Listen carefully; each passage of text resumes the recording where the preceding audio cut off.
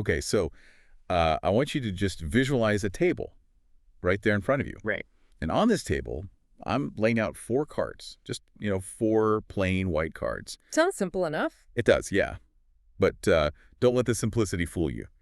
These 4 cards are actually the centerpiece of a puzzle that has been messing with people's heads since the 1960s. Oh, absolutely. It's called the Wason Selection Task, and it is arguably the most famous logic puzzle in the history of psychology. It's definitely up there. And, the reason it's famous isn't because it's hard to understand. Yeah. The rules are incredibly basic. It's famous because it exposes a literal glitch in the human operating system. Yes, Yeah. exactly. It's a glitch in how we process truth. So let's play the game. Listener, you are looking at these 4 cards. Mm-hmm. Each card has a letter on one side and a number on the other side. You can only see the top face right now. So here's the spread. Card 1 is the letter A. Got it. Card 2 is the letter D. Okay. Card 3 is the number 4, and card 4 is the number 7. All right, so you've got A, D, 4, 7. Now, here's the rule. This is the only instruction you have to worry about right now. Pay attention to this part. Right. If a card has a vowel on one side, then it has an even number on the other side. I'll repeat that just to make sure it sticks. Yeah. If a card has a vowel on one side, it has an even number on the other. So here's the actual challenge. Which card or cards must you flip over to test if this rule is definitively true? You need to determine if the rule is being followed or broken. Exactly. Which ones do you absolutely have to check? Take a moment. Don't just guess. Really think about the logic here. A, D, 4, 7. Vowels imply evens. What is your move? And while you're locking in your answer, let's just talk about what we're actually doing here today. Yeah, let's set the stage. We are jumping into a deep dive on a fascinating piece of research about this very puzzle, the Wason Selection Task document. And we aren't just doing this to, help you solve riddles at a cocktail party. No, this is much bigger than a riddle. It really is. This task is essentially a window into the battle between 2 fundamentally different ways of thinking. Confirmation and falsification. Exactly. And that battle dictates how we make decisions, how we argue, how we do science. Oh, especially science. And frankly, why we are so often wrong when we are totally convinced that we're right. Peter Wason, the psychologist who designed this whole thing back in the day, he wasn't just testing pure logic. Right. He was testing human intuition. He wanted to see if we naturally reason like scientists looking for proof or if we operate, differently. And spoilers, we operate very differently. We really do. So let's go back to the cards on the table. A, D, 4, 7. The rule is, if vowel, then even. Right. Now, I'm going to go out on a limb and predict what a lot of our listeners just picked. It's a pretty safe bet. Yeah, because statistically, about 90% of people get this wrong on the first try. 90%. That is a massive failure rate for such a simple puzzle. It is. And the most common answer people give is flipping the A and the 4. The A and the 4. And honestly, that just feels right, doesn't it? Like when I first looked at this document, my brain lit up. Of course it did. I thought, okay, the rule mentions vowels, so I checked the A. The rule mentions even numbers, so I checked the 4. It feels just like a matching game. It's extremely intuitive. You see vowel and even in the rule, so your brain immediately looks for vowel, even on the table. It feels like you're being really thorough. It does. But if you picked A and 4, I'm very sorry to say you fell for the trap. That is the incorrect answer. And this is exactly where we have to take a step back and look at the formal logic of it all, because this is where our intuition completely betrays us. So let's break it down piece by piece. Let's start with the card everyone actually gets right, the A card. Right. Card 1, the letter A. It is a vowel. Yes. The rule is essentially an if P, then Q statement. Okay, P and Q. Right. So if vowel, that's our P, then even number, that's our Q. Because A is a vowel, it triggers the rule. So you have to check the other side. You absolutely must. That makes total sense to me. If I flip the A and I see a 7 or a 9, the rule is broken immediately. Instantly. I have a vowel with an odd number. Game over. Exactly. You are checking to see if the condition holds up. So flipping A is correct. Okay, good. We are 1 for 2. Now let's talk about the 4 card. Ah, the 4 card. This is where all the controversy happens. Most people want to flip the 4. It's an even number. Right. The rule is literally about even numbers. Why is checking it a total waste of time? This is the crux of the whole problem right here. The rule says if vowel, then even. It is a strict one-way street. A one-way street. Yes. It does not say if even, then vowel. Okay, but let's play devil's advocate for a second. I'm the listener right now. Mm-hmm. I flip the 4, and I see a vowel on the back. Doesn't that confirm the rule? It matches the rule. It is consistent with the rule, but it doesn't prove the rule. Okay, what if I flip the 4 and I see a consonant, like, say, the letter K? All right, then you have an even number paired with a consonant. Does that break the rule? Well, the rule is if vowel, then even. It doesn't actually say anything about consonants. Exactly. So no, it doesn't break it. Precisely. If there is a vowel on the back of the 4, the rule stands. If there is a consonant on the back of the 4, the rule still stands. Wow. No matter what is on the back of that specific card, the rule cannot be proven false. So flipping the 4 provides literally zero valuable information regarding the validity of the rule. Zero. None at all. It feels really good to do because you're looking for a match, but logically speaking, it's just empty calories. I really like thinking of this with a real-world analogy. Oh, those are always helpful. Let's say the rule is, if it rains, the street will be wet. Okay, good example. So rain is our vowel. Well. Wet street is our even number. Right. If I look outside and see rain, which is card A, I have to check the street. If the street is dry, the rule is broken. Correct. That's your P. Now, card 4 is the wet street. I look outside and see the street is wet. Does that prove it rained? Not at all. A sprinkler could have gone off. A fire hydrant could have burst down the block. Someone could have just washed their car. Exactly. Seeing a wet street, the 4 card, doesn't tell me why it's wet. It confirms the street is wet, but it doesn't prove the rain caused it. And that right there is the trap of confirmation bias. It's so sneaky. We are hardwired to look for evidence that supports our existing theory. We see even number, and we immediately want to find a vowel to make the pair complete. We just want to say, look, it works. Exactly. But valid logic isn't about finding where the rule works. It's about finding where it breaks. Which brings us to the card that almost everyone completely ignores, the 7. The 7. The odd number, the absolute misfit of the group. Why is this the key to the whole puzzle?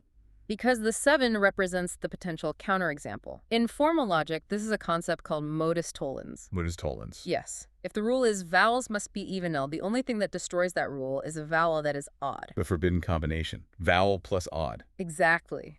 We already checked the vowel, card A. Now we have to check the odd number, card 7.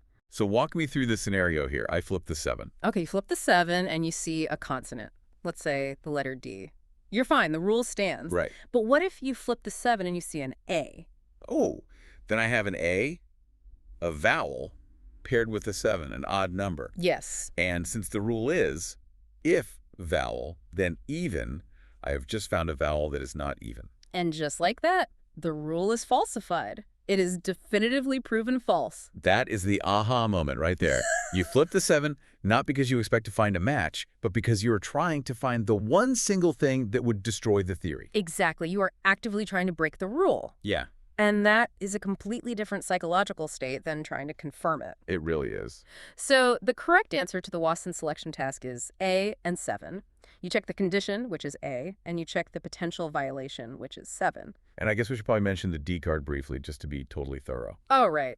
Poor D. Well, the D card is a consonant. The rule starts with if vowel. So it doesn't apply. The rule literally does not apply to D.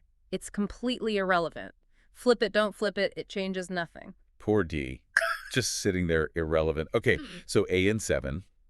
But here's where I want to go a little deeper into the source material. Let's do it. Because if this was just about playing cards, it would just be a neat party trick. Right. But you mentioned earlier that this exposes a glitch in how we think. Why is it so incredibly hard for us to just pick the 7? It's hard because our brains are basically efficiency machines. Efficiency machine. Yeah. Yeah. Evolutionarily speaking, matching is usually a good enough heuristic to keep us alive. Okay, how so? If you eat a red berry and you get sick, you learn to stay away from red berries. Makes sense. You don't go around eating blueberries just to see if they don't make you sick. Yeah, right. Yeah. We look for the pattern and we just stick to it. Exactly. But in complex reasoning, specifically in science and truth-seeking, that efficiency becomes a major liability. And this is where we get into the concept of falsification, right? Yes. Popularized by the philosopher Karl Popper. I love this concept so much. The idea is that you can never truly prove a theory is true. You can only prove that it hasn't been falsified yet. That's the core of it. Let's look at the classic black swan example from the text. Okay, lay it out.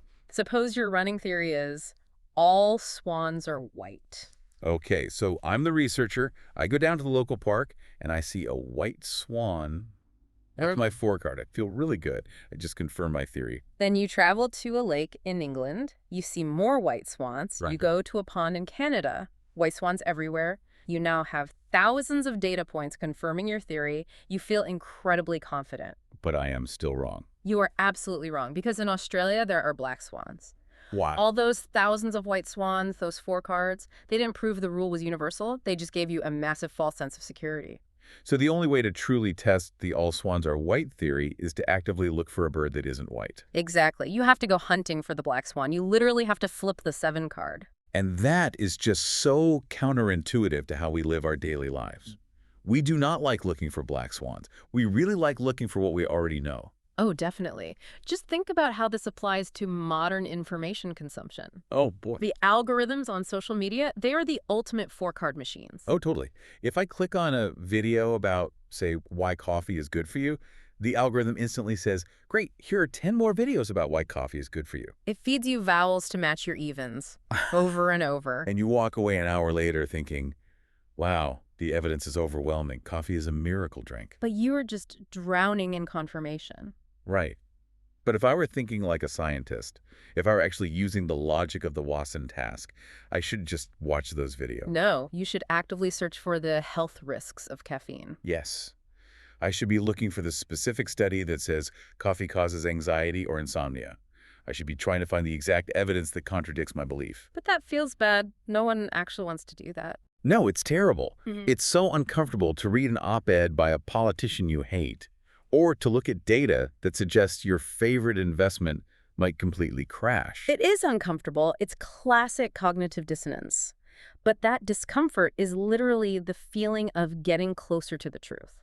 I love that way of putting it. If you only look for confirmation, you are trapped in a bubble of your own making. You're just flipping the 4 card forever. I really want to apply this to business, too, because the source brings this up, and I see this with startups and entrepreneurs all the time. Ah, yes. The mom test. Exactly. An entrepreneur gets this great idea. They go straight to their mom or their best friend and say, hey, I have this idea for a subscription sock service. Isn't that a cool idea? And of course the mom says, yes, honey, that's a wonderful idea. That is flipping the 4 card. You are asking people who are already biased to agree with you. You are just collecting yes data. And then what happens? You launch the business and it fails. Why? Because you didn't flip the 7. You didn't go to the stranger on the street who absolutely hates subscription services and ask them, why would you never buy this? You didn't look for the failure point. You didn't even try to falsify your own business model. It's dangerous. And in fields like medicine, this is highly critical. Think about a doctor diagnosing a patient. Okay. If a doctor has a hunch that a patient has condition X and they only order tests that confirm condition X, They might completely miss that it's actually condition Y. right.